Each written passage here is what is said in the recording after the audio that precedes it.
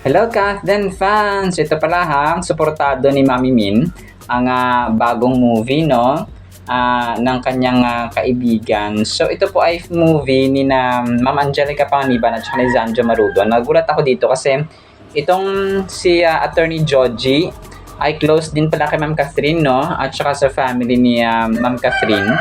In fact, ay dumalo pa ito sa birthday dati ni Mami Min, mga kasembreros. Na kung saan nga ay si Ma'am Catherine ay naka-blue. And by the way ha, late ko na po ito na-post mga kaswas kasi lumindol din dito sa amin. And let's pray for ang kagandahan at saka kabutihan dito ng Panginoon talaga ay hindi gaano malakas. Pero yung shape niya, siguro nasa 3 point something mga kaswas or 4. Hindi pa kasi naibalita at saka wala pa kung anong gaano kasi brown out pa ngayon. Dito wala pang wifi. May kuryente na, kakabalik na ng kuryente pero yung wifi ay hindi pa rin ayos mga kasembreros. Kung kaya late na ito, no? October 10 yung paglindol mga kasembreros, and grabe yung experience mga kasembreros, no? Kasi medyo mataas itong bahay kasi nga bahain dito. So kailangan kong pumanhik ng madalian kanina. Naiwan ko na nga itong laptop mga kasembreros. Iba yung experience kapag na-experience mo talaga mismo personally ang lindol, no? And I was praying talaga na kahabagan kami ng Panginoon mga kasembreros. So yung 92 years old ko na lolo at saka yung nagkataon pa kanina talaga na si nanay at saka yung stepfather ko nasa munisipyo. So ako lang dito at saka yung kapatid ko na may na special child at saka yung aking lolo na 92 years old. So imagine niyo, dalawa silang hinahatak-hatak ko mga kasembreros tapos ako na mag-isa. Payat pa naman ako. So yung lolo ko na 92 years old parang hindi na talagang alam mo yung kilos ng isang 92 years old mga kasembreros iba, no? So pero sa awa ng Panginoon ay walang gaanong damage dito sa amin mga kasembreros. Talagang bumahalang dito sa kasi yung tangke ay umapaw, no? Or parang tumilapon yung tubig mga kasembreros, pero sa awa ng Panginoon ay walang na-damage. So let's continue praying for our country po talaga, no? So yan, going back sa report na ikwento ko lang talaga mga kasembreros. So going back ay ito nga, no, si Ma'am Catherine ay close na close dito kay Attorney Joji. So si Attorney Joji ay isang parang bagong director, tapos film producer, and then yun, parang ganun siya mga kasembreros yung kanyang trabaho, and then attorney siya of course, no? So sabi niya dito kay Mami Min ay Attorney Joji, thank you so much Min Bernardo, kay Mami Min, for joining me on this journey and helping me bring the film Unmarried to completion. Thank you even more for the friendship over the years. Unmarried was conceptualized as early as 2022. It was inspired by a number of annulment cases, petitions for declaration of nullity of marriage, and its impact on the children of the couples this 2025. We finally have a film. So ito yung kanyang post, no, doon sa tawag dito sa kanyang Instagram na kung saan ay tinag niya si Mami Min mga kasembreros. So sabi dito, Unmarried, not every forever begins with the wedding. Sometimes it starts with the walking away. So tapos nakatag dito yung Quantum Films PH, and then Cynico Films. So parang ito ay yung dito is na Sanjo Marudo at saka si Ma'am Angelica Panganiban mga kasembreros.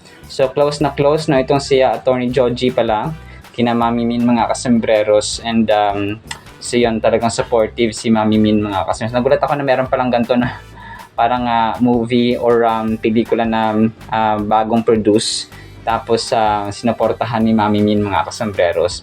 And then ito, nakakatuwa ito kasi yung isang mall, pinagtabi si Ma'am Catherine at saka Sir Alden, no, sa bench mga kasembreros, na kung saan sila nga yung main faces ng bench mga kasembreros, si Ma'am Catherine at saka Sir Alden. So ang kulit lang.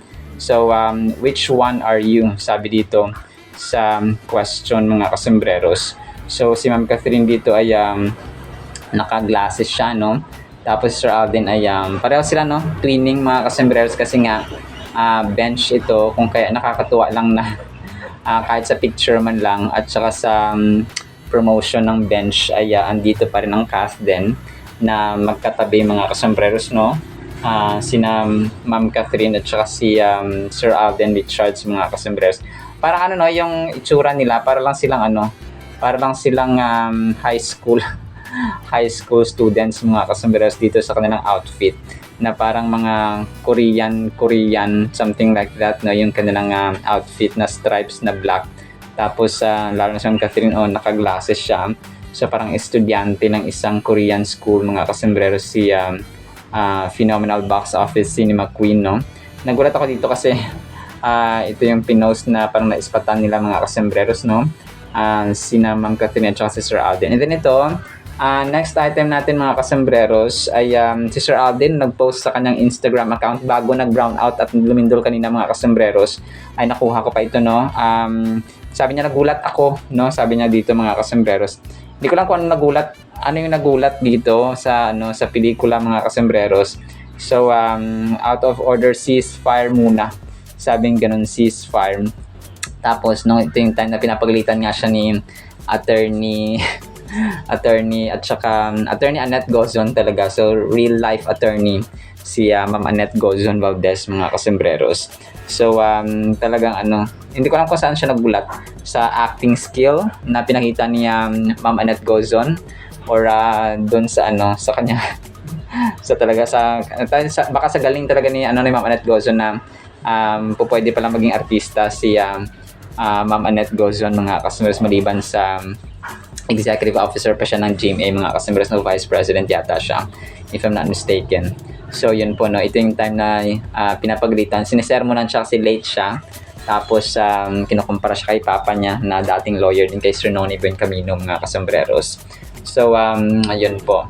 Actually yan lamang po, no, kasi konti lang yung nakuha ko, wala pang internet sa ngayon. Pero malamang pag na-upload ko na to ay meron na po, mga kasembreros, no. So ngayon ay ayusin pa nila kasi yung wifi, kasi alas 3 na yata dumating yung alas 3 na ng hapon, October 10 dumating ang kuryente, pero yung wifi ay hindi pa nababalik, mga kasembreros. Pero yun po, no, hoping and praying na meron ako. Right, so naman po sa ating Kathleen items, sana po ipangin po natin ating Word of God. And isang pinagpalang araw po sa bawat isa. Mag-ingat po tayo, ha. Let's continue praying for our country po. At para po sa ating Word of God, sobrang ganda po nito, mga kasembreros. Sana po ipakinggan natin. Ang title po, Pansamantala Lamang. 2 Corinthians 4:17, For this light momentary affliction is preparing for us an eternal weight of glory beyond all comparison. So napakaganda po nito, mga kasembreros. Sobrang the best po nito. Pansamantala lamang. Ang ating success, ang ating problema, ang ating mga ginagawa ngayon, mga kasembreros, sa ating mundo, temporary lamang. Okay? Na-imagine ko dati, no, si Sir Herman Moreno, talagang yung mga artista, yung mga dati pa mga namatay na mga kasembreros. So lahat ng glory, lahat ng success, lahat ng titles, mga kasembreros, lahat ng problema natin sa ating buhay, no, ay temporary lamang, mga kasembreros. Although yung yung verse nito, mga kasembreros, si Apostol Pablo ay he is referring to yung buhay natin sa kabila, no, sa heaven, mga kasembreros, ay hindi po yan matutumbasan yung temporary natin na mga affliction, yung temporary natin na mga adversities or adversaries, mga kasembreros, yung ating mga challenges, mga struggles natin. So naalala ko rin yung sabi ni Michael Jordan. Di ba si Michael Jordan is the greatest basketball player of all time. Sabi niya, kasi kung pa nag-retire na siya, mga kasembreros, tapos meron siyang victory party, no, kasi nga pag nag-retire ka na, meron kang victory party. So yun, no, nagsiyahan sila, and then buong gabi, and then so tapos naisip niya, nung natapos na yung gabing yun, everything is over. So parang naisip niya, ganun lang pala kadali, no? Sabi niya ganun, for how many long years, Michael Jordan, we know Michael Jordan, mga kasembreros, na talagang NBA star ito, mga kasembreros. Pag sinabing Michael Jordan, talagang nakatatak sa mga isipan ng tao ay ito yung the best na player, no? Kaya siya tinaguri ang the greatest player of all time, pinakadakilang basketballista sa lahat ng pagkakataon. Pero sabi niya, ganun lang pala kadali. No? Sabi niya, parang gusto niya pa sana na enjoy yung moment na nagsisiyahan, nagiinuman, no? Kasi nga, victory party, parang retirement party. Pero sabi niya, ang bilis lang pala. No? Ilang taon mong pinaghirapan, pangalan mo na inalagaan sa industriya ng basketball, sa NBA, parang lahat lang pala yon in just one night ay pwedeng maglaho. Pwedeng matapos. So babalik ka na dun sa iyong retirement state na back to family. So yun, no, parang gano'n ang mga kasombrero. So ito, para rin tayong uuwi mga kasombrero, no, sa ating tunay na tahanan. Considering na yung ating mga success, yung ating kasikatan, yung ating failures, yung ating problema sa ngayon, temporary lamang lahat. But of course, no, we are not anticipating naman na ang buhay natin ay haba or bukas mawawala na, parang ganun mga kasembreros. But as long as we live mga kasembreros, we have to live by the moment. Okay? Kung ano yung nasa present natin, kailangan mabuhay tayo mga kasembreros. At mamuhay tayo na may pananampalataya, may purpose, at saka ayon sa kalooban ng Panginoon natin. And ang verse na ito ay nagre-remind sa atin na yung temporary nature ng ating struggles, ng ating challenges mga kasembreros ay walang-wala kung ikukumpara natin sa glory ba, sa kadakilaan, at saka sa joy, sa eternal peace, sa eternal love, sa eternal praise, sa eternal, basta lahat mga kasembreros sa eternal na wala siyang katapusan. So, ang ating mga challenges sa mundong ito ay, kumbaga pa sa English vocabulary natin, ay fleeting lamang sila or ephemeral. They're short, they're not lasting, or they're not eternal mga kasombreros.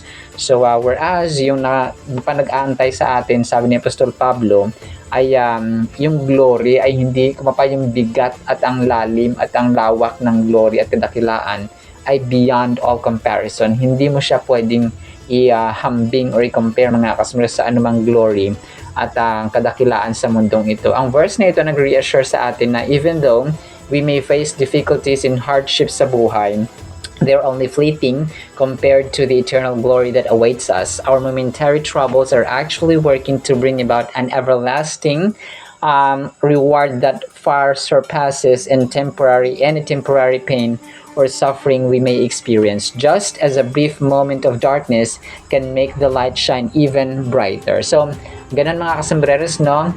Parang yung gabi, no? At saka yung liwanag sa umaga ay temporary lang. So, lahat ay meron siyang katapusan mga kasembreros.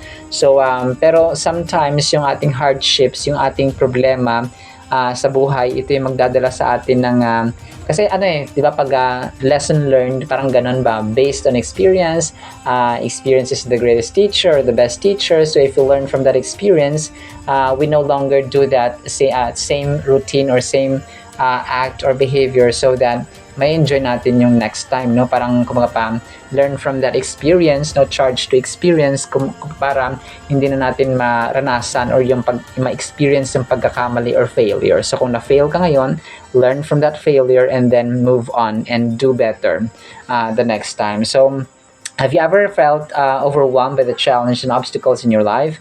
This verse serves as a comforting reminder that our struggles are not in vain and that there is a greater purpose behind them.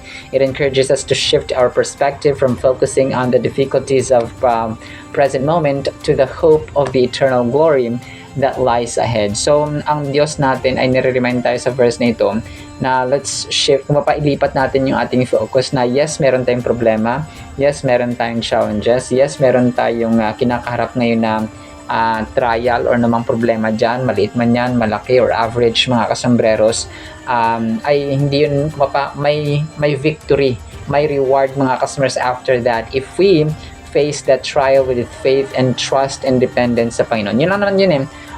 Binibigyan tayo ng, kunwari, yung mga calamities, no, na kumaga pa ay talagang ngayon ay nangyayari sa ating bansa.